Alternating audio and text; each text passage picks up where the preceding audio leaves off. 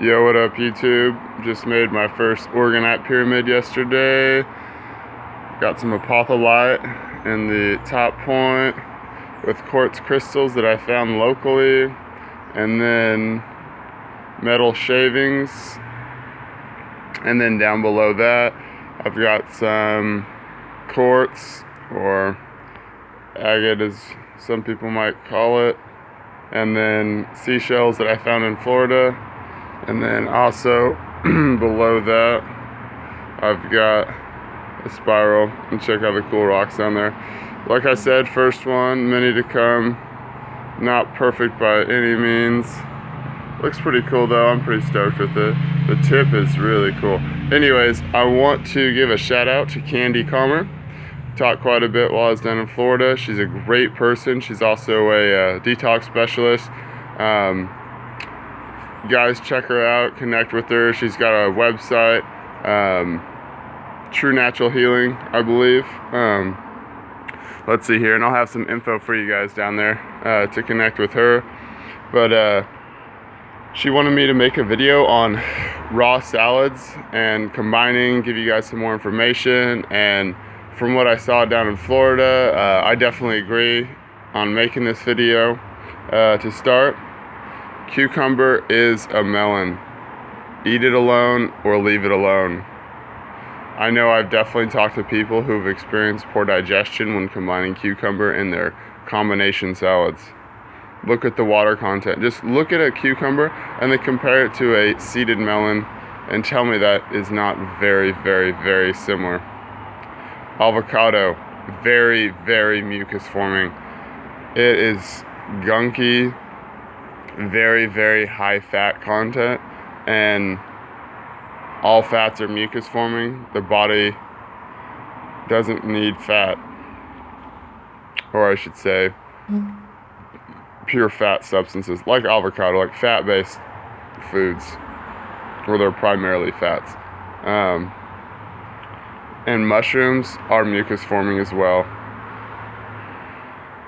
but moderately. They won't create mucus like an avocado or turn to sludge, but once again, they are not a fruit or a tender leafy green, and they are not optimal.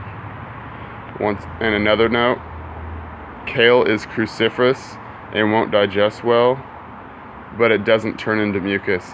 So cruciferous greens, also known as like starchier greens, they have a higher amount of cellulose, and the body cannot digest cellulose. So a lot of people who eat raw kale experience, get a different angle here. So yeah, they'll experience like gas, bloating, indigestion.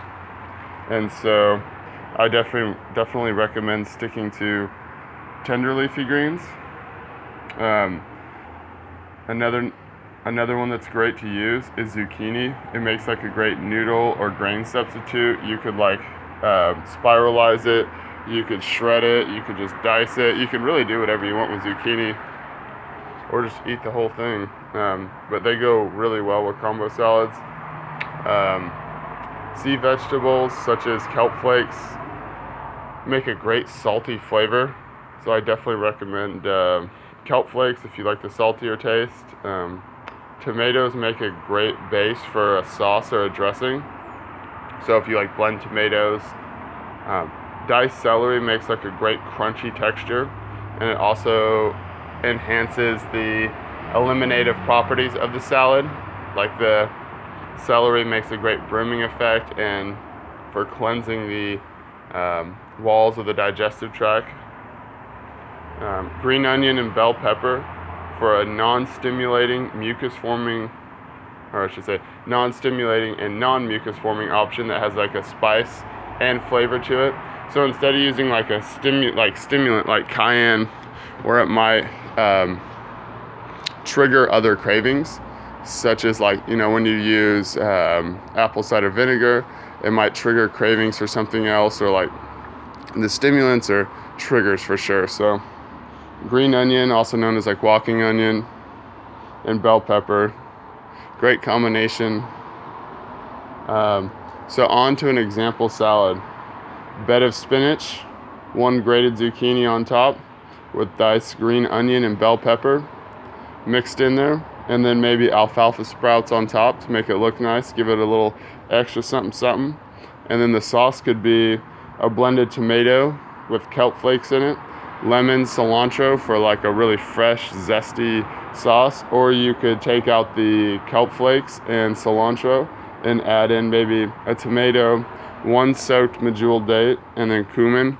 This one won't be as optimal because the date doesn't digest as well with like those other foods, but it's still not bad if you're just putting it into a sauce and you're using it transitionally. That's what I do a lot of the times, is like 1 date in there, because I kind of like the I don't know, just the relationship between the tomato, the date, and the lemon, and then the cumin in there. The cumin might be a stimulant, but not like, say, cayenne or other more intense flavors. Cumin works well for me. Experiment with other ones. And then what you could do maybe as a substitute for the spinach is maybe do romaine leaves for like tacos, or you might call them boats, to kind of give it like a crunchier feel and something you can hold, and just mix it up. So yeah, there's some info on raw salad combining and some of the different things that people might be putting in them. Once again, shout out to Canny Calmer.